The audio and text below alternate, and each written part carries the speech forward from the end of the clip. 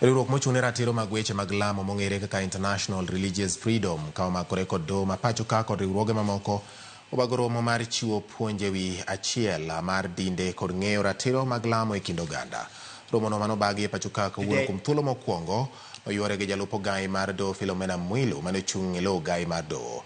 E twak mare Mwilu oyango ne piny Kenya kokalo kuom mapend chik osegolo thuolo ne lamo kendo doho ma pacho ka oketo mise mag neno ni ratiro mag lamo riti kaka yor jiwo kwe e kind oganda. Korka kore jachung' ne riwruok mar Global Peace Foundation e pacho ka kaachiel kod pinje Afrika Daniel Juma ogolo kwayo ne jonyuol mondo chiw puonj ne nyithindgi ewi neno ni gidak kanyakla kod nyithindo wetegi ka ok girango din ma giaye, kendo sirikal bende oningo oti ka ok giyiengore nyakonchiel yore mag din e kinde ma gitayo chenro magi.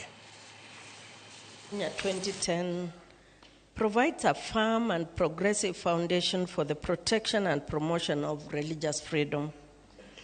Our constitution is built on the values of human dignity, equality, equity, and inclusiveness.